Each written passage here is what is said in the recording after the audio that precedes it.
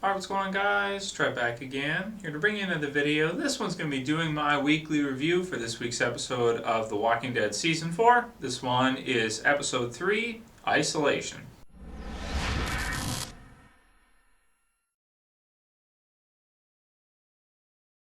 Alright, awesome. So another week, another episode of The Walking Dead. As always, my reviews do contain spoilers, so for anyone who has not seen the episode yet, you may or may not want to watch this. You can find it streaming online, or I will put a link in the description to Amazon Instant Video as soon as it's up. Those of you guys who want to legally purchase it and watch it online. It's $3 for HD, so it's not a bad deal if you guys want to go ahead and check that out, those of you who haven't seen it, rather than watching this spoiler-filled review.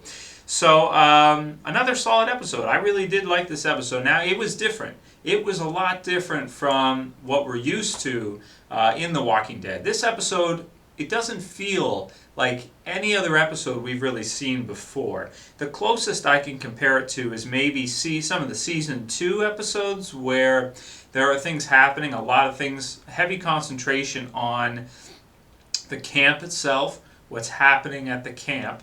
And like the prison, I mean, that's where they're, when I say camp, I mean where they're based out of, right? So versus when they were on Herschel's farm, you know, getting to spend a lot of time with the characters at the prison and seeing what's happening with them. There was a ton of dialogue, ton of building, ton of different things happening and plot twists in this one. Some of them I liked, some of them I don't know. All in all, though, I think it was a pretty exciting episode. We had probably 4 key things that happened in this one, major spoilers. So, the zombie herd. That is amazing. That was really cool to see the full sequence. We've seen it in the sneak peeks many times. It's jaw-dropping. It's amazing. I love it. And it was cool to see Tyreese in there and what happened with him and that he was able to get away, in fact, because, I mean, we were wondering that, right? So that was definitely a highlight. And then, of course, we find out that Glenn is sick. That right there is a huge highlight for this episode, I'd have to say. That was a big twist. I did not see that coming at all. If you guys watched my predictions video or whatever, I did not call that. I did not see that coming whatsoever. So that was jaw-dropping when he let Maggie know that he was sick. That was pretty crazy. So that one will be another one for me. And the big one would have to be the fact that Carol was the one that killed Karen and David. And what is Rick going to do now that he found out that it was her? Is he going to tell Tyreese? Is Tyreese even going to make it back?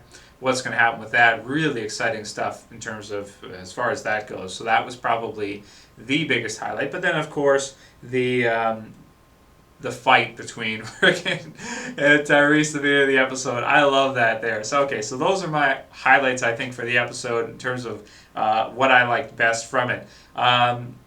Sequence by sequence, let's take it from the beginning and get started. So, the intro for this one, the beginning fight with Tyrese and Rick, was one of the most exciting we've had in a long time, I think. That was just great. I mean, it makes sense that Tyreese would freak out because he loves Karen, and you know he's a little testy. It's hot out. You know he goes a little nuts, right, and starts pushing people around and demanding they find out who did it. I loved it. I loved that sequence with him and Rick fighting. It sort of reminded me of the comic book series because they have a fight in the comic book series, but it's much longer in the comic book series, whereas in this it was quite a bit quicker. It was only like Tyrese hit him twice. And then Rick came back and blasted him and then got a little ground and pound in there. And it looks like may have broken his orbital bone in his face, in his eye, right below his eye. That happens sometimes. Well, let's see. Rick's right-handed, so probably be this eye right here. I think Rick's right-handed. But when it swells up like that, a lot of times that could mean the bones in and around the eye could be broken.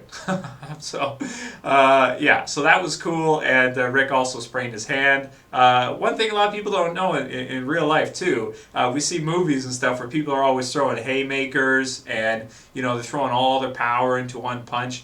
It's very dangerous because actually, if you hit somebody on their forehead, this right here is one of the hardest. I think it is the hardest bone in the body, or one of them. Anyway, it's extremely thick and extremely hard. So if you hit someone with a haymaker in the top of the head, there's a good chance you could break your bone because this is a lot thicker and harder than most people's knuckles for punching. So if you get in a fight, kids, make sure you don't throw everything you got into one punch. Pitter patter, okay? Put about 60-70%, focus on accuracy, and volume. Don't just try to knock someone out in one punch. Throw a few, don't sprain and break your hand. So, there's that. But anyway, I love the sequence. That was a lot of fun, and again, realistic, very realistic. Sometimes when you punch people in the face, you mess up your hands. It's true. It's happened to me before. Anyway, moving on from there. So we've got that. That was good. Moving on from there, we got lots of dialogue and different scenes in this one. You know, I was making notes as I was going through of the different scenes and everything that was happening. There was so many, and they were so quick, and they were, 1 second we're with these people, with these characters, and then we switch over, and because there's so many characters, and because there's so many things going on, I can't, there's no way I can mention them all. Yeah, so Herschel's helping Rick with his hand. We see that, let's see, that's where some of the Herschel lines that were in the trailers and in the previews, we got to actually see them in this episode. Herschel talking about we just lost 12 of our own, talking about risking your life. I really like that one with Herschel later on in the episode where he's talking about take a drink of water, you risk your life. You do this, you risk your life. And then the only thing you can choose is what you're risking it for. It was just a really good quote. I liked it a lot. And then he goes in and starts helping all the people, even to the point where he takes off his, his protector or a piece of clothing or whatever he was using to cover his mouth. Probably a bad idea, but whatever, it worked and it was good. Especially like the part with him and Glenn, where they're just kind of sitting there, and he's putting he's helping Glenn out a little bit, and Glenn talks about how they made it this far just for him to get knocked off by a glorified flu or cold or whatever. That's true, and that kind of in the comic book series too. It feels the same way in issue 100. If you guys have read issue 100 of The Walking Dead, it's like they make it all that way just for that to happen. Those of you who've read the comic book series, you know what I'm talking about. Those of you who haven't, I don't want to spoil it for you, so I won't go into it any more than that. But that was nice. It made me think of that event later on, so that was cool. Let's see. So Herschel had some good parts in this episode. I liked all of his stuff here. For a minute there, when he was going out to get the berries, I was thinking that maybe they were kind of messing with us, that maybe he was the one who killed Karen and David. At that time, I was like, oh man, could it be him? Especially when Rick looked back and he saw the clothes there with the gun. I was like, oh man, are they, is something going on? Like, what did he do it or whatever? But then, of course, we had the scene with Carol. The trippy one to me was, now, when she admitted it was great, when Rick put his head down and asked her and everything, it was great. But the trippy one to me was when she's just standing there with the water and she starts, having, some kind of inner turmoil. We can see it. She starts freaking out and knocks over the barrel. Her face, like the actress, I forgot her name, but when she's doing that, it's almost like a part there, she does like a half smile, like not all the way, like not a full-fledged, Joker full-fledged smile, but it's like, it's subtle. It's like a almost half smile, and then she starts crying. So that was pretty twisted. I really like that, and the fact that she did that makes her, I think, one of the most interesting characters in the show. At least at this time, that's for sure, which is really cool because for a long time people were like, oh man, I was calling her to die in season 2. I was like, she's going to die anytime now. For her to become such a badass to the point where she's like this Dr. Kevorkian chick for The Walking Dead where she's putting people down after she thinks they're going to turn or whatever. Yeah, it's good stuff. I like that development. That's a really, really good one. So that's really cool. The stuff with Rick all the way through the episode was good. I liked all of his dialogue. The part with him and Carol outside the fence, that was cool. A little exciting. Let's see, Carl keeping watching everything with his gun again, so that's cool. Okay, where to go from there? Well, let's just talk a little bit about the herd. Okay, so the herd scene is amazing. that's kind of one of those, if you did see the sneak peek, it detracts from it a little bit because you have seen it before, but it's so cool. It's one of those type of things I can't help but watch it as soon as it's posted online like 10 times, and then by the time the episode comes out, it's still awesome, but I've seen it 10 times now. So it does detract a little bit, but that's an amazing sequence, amazing visual. Now, the part there, they showed at Comic-Con on the radio, it says something like sanctuary, those who arrive stay alive or something, or maybe stay alive or don't survive, or something like that, if you guys remember.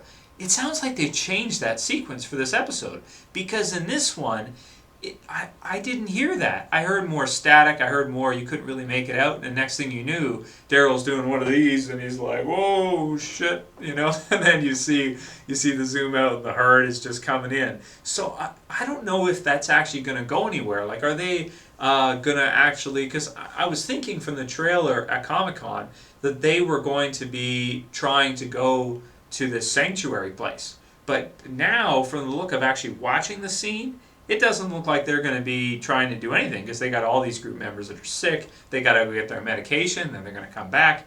Is that even going to mean anything for the show? Maybe not, because they're too busy right now anyway to leave. They can't leave right now with everything going on. They're tied down, right? They're like, like married. You can't leave. You gotta, tie down. So is that ever going to go anywhere? I don't know. I mean, maybe that was just like a scene that they had to redo or reshoot, or they chose to go with a different cut of it or something.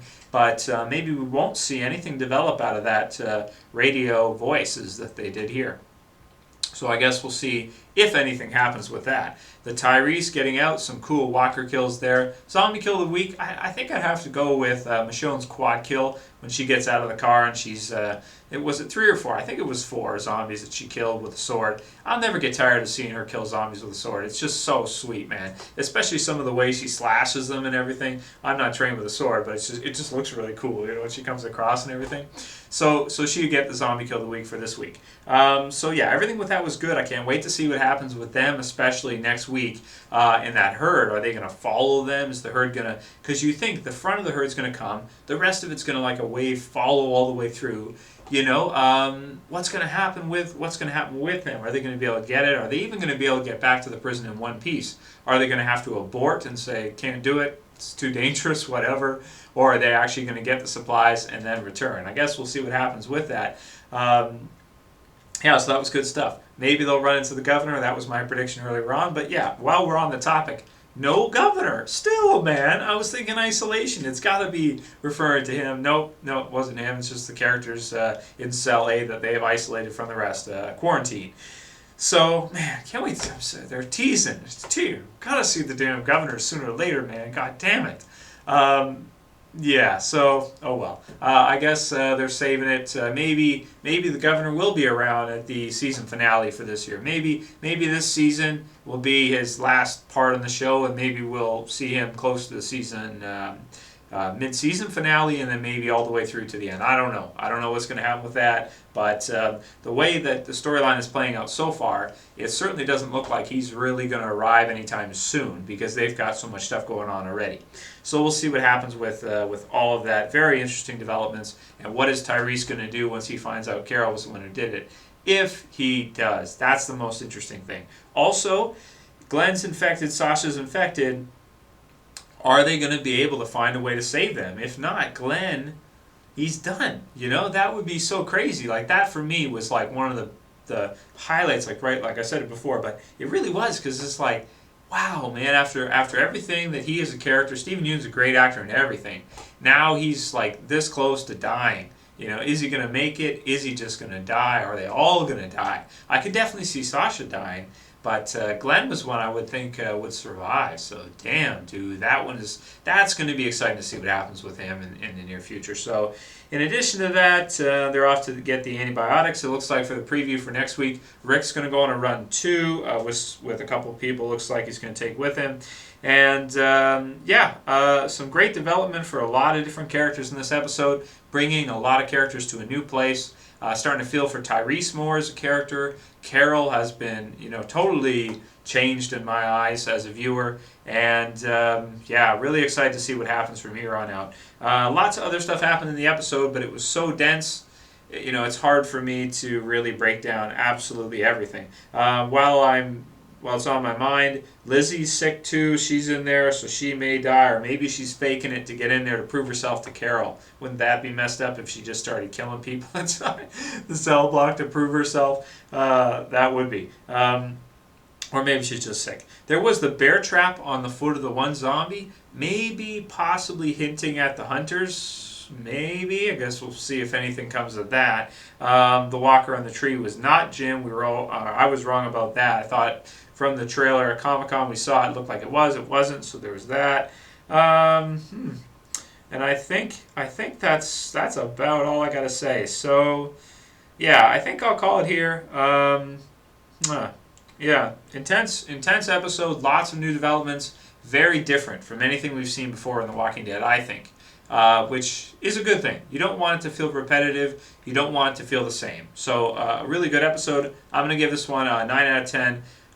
Really just can't wait to see what happens with Glenn. Is he going to survive? Carol with Tyreese. And the characters that are sick, the group that's on the run, are they going to get back? Let me know what you guys think. Predictions video should be up within a day or two. And please, if you guys have any video suggestions, please feel free to send them to me because there's lots to talk about with some predictions and things like that. Let's have some fun. Anyway, I'll call it here. That's it for this video, guys. I'll see you for the next one. This is Trev, and I'm saying peace.